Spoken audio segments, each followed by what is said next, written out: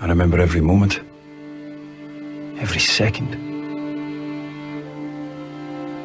I'll never forget when I came out of the church and saw you for the first time.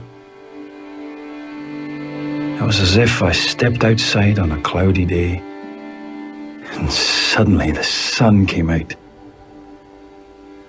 That's Jamie Fraser, an 18th century Highland warrior talking to his love Claire Randall in the cult television series Outlander. It's a passionate romance that has driven fans around the world mad. But it's no simple love affair because it's 1743 and the 6'4" kilt-clad Scot Jamie and his clansmen are being drawn into the Second Jacobite uprising. And Claire is a married British Army nurse who's just been serving in World War II. How can that be? Well, it's something to do with sacred stones and falling through time, and all based on the best-selling sci-fi romance novels by Diana Gabaldon. But unlike other narratives in this genre, Outlander's sexual politics are strikingly contemporary. This week I caught up with the Scottish actor Sam Heughan, who plays Jamie Fraser and has been in Australia ahead of the global release of the second season of Outlander at the start of April. Welcome, Sam Heughan. Thank you very much. Now, for people who hear the words sci-fi romance and recoil in literary horror, these books, they set out a narrative which is what's been described as feminist. It's a story based on a woman's experience of, well, romance, time travel. Yeah, the novels, I mean, Diana Gabaldon wrote this collection of books, and she's written 8 now, and, you know, they're very hard to pigeonhole. You know, there is obviously a central romance to the novels, but there's time travel, there's the historical side, which is very big, there's a supernatural side, there's a sci-fi side. There really is so much in these books, and I think the reason that they've been, you know, a New York Times bestseller many times over is because there's so much in there and there's something for everyone. The general outline of the story in the first series, we have Claire Fraser. She's been a nurse in World War II. She reconnects with her husband. They go to Scotland to, well, a second honeymoon of sorts. She somehow happens across some standing stones and is thrown back 2 centuries to the 18th century, where she comes across a bunch of Highlanders, including you. That's right, very fortuitously, I think. Yeah, she goes to Scotland. It's, you know, after the Second World War. She's trying to reconnect with her husband, and they've grown apart. And you know, it's quite sad because there definitely was, you know, a young love there, but they're very distant, and they were very much affected by the war. She was, you know, a field nurse and has seen a great deal of suffering, and he likewise has also been affected by the war. So they go back to Scotland to reconnect, and yeah, this is where this sort of strange supernatural side comes, and she falls through time back to the 1700s, the time of the Jacobites and the Jacobite Revolution, and very quickly bumps into the enemy of the peace, which is Black Jack Randall, who is actually a descendant or an ancestor of her husband in the future. And played by the same actor. Played by the wonderful Tobias Menzies, who plays both characters. And yes, and then is rescued by this group of Highlanders. And in a very convoluted, or rather complex, should I say, turn of events, she's forced into a marriage to save her from Black Jack Randall. The Scots force her into a marriage with my character, Jamie Fraser, and then, you know, over time they fall in love. But it is kind of a bit back to front. Yeah, and just there we see one of the classic tropes of the romance genre, the forced marriage. But I think that's where the gender politics flip, because she's from the future. She has a far more sophisticated, modern idea of sexuality, gender politics, and here she is amongst these men who, well, you know, they're Highlanders, and in fact your character, we learn pretty quickly on, is a virgin.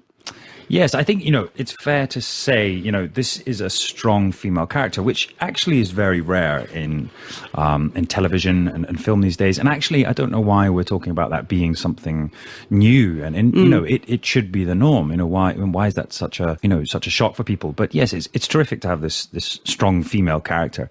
And so she's from the future. She has a lot of prior knowledge and also a different way of thinking about things. And she's gone back in time and is being treated like women women were in the 1700s, and basically they were a second-class citizen. They were obviously expected to behave a certain way, and she by no means will do that. And through time, she sort of teaches Jamie, my character, about how to be more modern and about how to think differently. And he also is very forward-thinking, so he can make that mental jump. But there's always a clash between the two, because it's about, his moral code, how things are done at that time, and obviously her from the future and having this prior knowledge. And that's not to say that everything that she brings from the future is right. In fact, he's from a time where things are a lot more dangerous. People live by their word. There's a lot of honor, and actually you live and die by your actions. And she also learns that from him. It's a really interesting dynamic between the two characters because, you say it should be more common. I think it's actually quite groundbreaking in that we don't really see a female character taking the sexual lead. And it's quite an erotic treatment. I've seen all the fan videos, I'm sure you have too, online, where people have taken scenes and rematched them with their favourite songs and brought out different elements of it. So it's clearly connecting with something, very intimate and personal with the audience. Yeah. What's it like to be in the middle of that storm? Yeah, well, I think, I think what we've done with the show is, without trying to be groundbreaking, but we're trying to sort of make water cooler moments, but we are trying to tell the story of this relationship. And sex to them is very much, a part of how they connect and learn about each other. And so they're young and they are learning about each other. And he's, as we said earlier, a virgin. So it's about how these scenes move their relationship forward. And so we spoke closely to the writers and the producers about every moment that was intimate or even violent as well. There's a lot of, there's a bit of violence in the show, but we didn't want it to be gratuitous. It's about moving the relationship forward. And so these intimate moments you see, I don't think they're any more explicit than any other show that's on television, but what we do is have some sort of intimacy that you maybe don't. Normally the camera pans off the couple in the bed and it's a soft focus, whereas we don't let the camera turn away, and then we see moments where their relationship develops and where they fall in love and also learn something about each other. Much has been written about this series being, for the female gaze, produced for women, by women, with a woman at the centre of it. And also it's been said that you're one of those rare actors who's comfortable with that gaze that allows the female viewer in. Why do you think you have that? How have you been able to create that as part of your performance? Well, I'm not sure. We don't make the show, just for women. I think we make it for everyone, and I think it just goes back to this thing that it's just rare to have, a strong female character, and it's told from her point of view, as the novels are. So we've tried to stick as closely to novels as possible, but ultimately it's from her POV, and so she, as the viewer, feels and sees things in a certain way. So obviously, we're going to see much of her side. But there are also episodes that we see from, without giving away too many spoilers, from season 1. But, we see it from Jamie's point of view, my point of view. So, yeah, it's refreshing as well. We had a great, team that we worked with, the writers and the producers. And we had a fantastic director, Anna Forster, who did a lot of the more intimate episodes, the wedding episode, but also the last episodes of season 1, which were quite traumatic for many of the characters. And I think having that female touch is brought a sensitivity maybe to the show. Yes. And the end of season 1, without wanting to give away much for people who will catch up on it before season 2, there is some extraordinary sexual violence, which is really, hard to watch, and you're the victim of it. That's a brave move, isn't it? Yeah. Wow. It's, without giving it away to those that haven't seen it. And if you haven't, you should catch up, because I think it's, as I said before, very surprising. The show constantly changes. And by the end, this very strong character, Jamie Fraser, is subjected to sort of a physical torture, but also a mental one. And Jamie, as we learn in the show, can put his body on the line. But at this point, he is just taken to somewhere else. And actually, this evil character, this arch nemesis, Blackjack Randall, this British officer, he mentally scars Jamie, and I think that's just, it's fascinating. It's, you know, a different kind of hero that we're seeing, and certainly we see that sort of carry on into season 2. Yeah, it's a remarkable television moment, I think, because the storyline was about a male being in a situation that we are so often seeing women in. It's quite, well, it's remarkable for its rareness, I guess. Yeah, and you know, as an actor, I think being given that challenge and that opportunity, I certainly relished it, because, you know, a lot of television you don't. You know, in theatre, that's where I come from, a theatre background, and I think you get a lot more opportunities to test yourself or challenge yourself on the stage. But in TV, you know, it can be quite safe, and it's just nice to be given something quite challenging, and you know, I'm very fortunate. I work with a great cast. Tobias Menzies, who plays Blackjack Randall, and Katrina Balfe, who plays Claire, are just, you know, terrific actors. So we trust each other, and I think that's what allows us to then go to these slightly darker places. We're talking with Sam Heughan. He's one of the stars of the series Outlander. He plays Jamie Fraser. Tell us a little about that background in theatre. I think you started quite young. You were in theatre for young people. Yeah, that's right. I was born and brought up in the southwest of Scotland, and I guess I wasn't really sure what I wanted to do. I knew I was interested in theatre, but I didn't quite know how. I moved to Edinburgh when I was a teenager, and I started going to the Royal Lyceum Theatre in Edinburgh, and just fell in love with the theatre, and was very fortunate that I joined the youth theatre there. And, you know, through that process went to drama school as well. But it's, you know, it's something that I love. I think youth theatre is very important. I am the patron of youth theatre in Scotland. And, you know, it's a terrific way for people to get into this industry, and not just acting as well. You know, our show, we employ hundreds of craftsmen, of plasterers, of labourers, people that drive cars, people that, you know, make coffee. It's such a vast industry, and one that's great for Scotland as well, and, you know, one that we should be encouraging people to get into.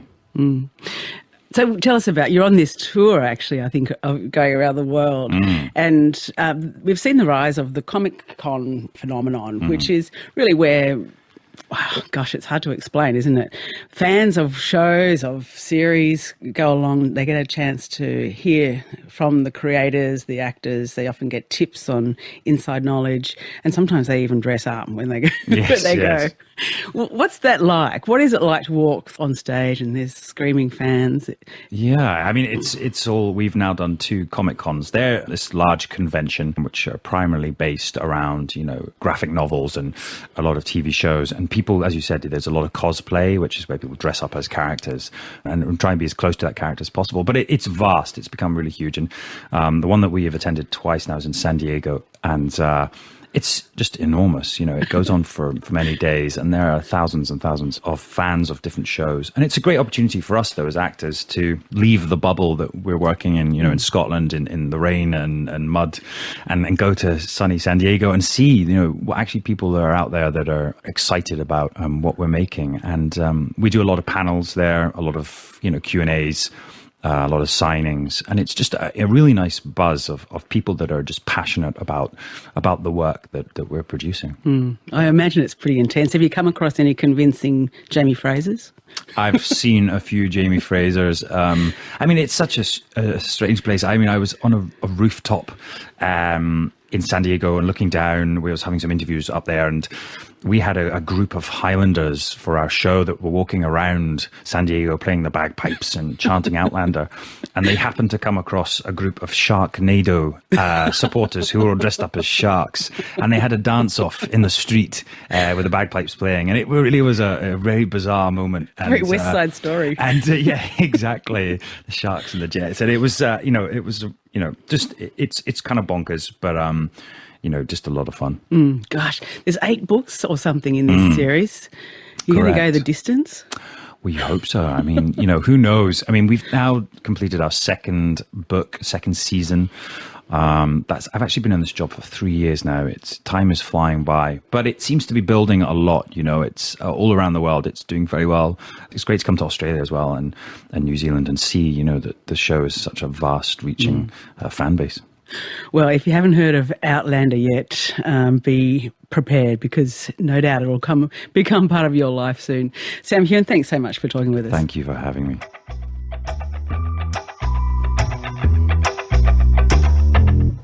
I should say that that series 2 of Outlander begins on Sunday, April 10 on Foxtel's Soho channel. It was amazing how the Life Matters team tripled during that interview. I didn't know that we had so many women working for us on this program.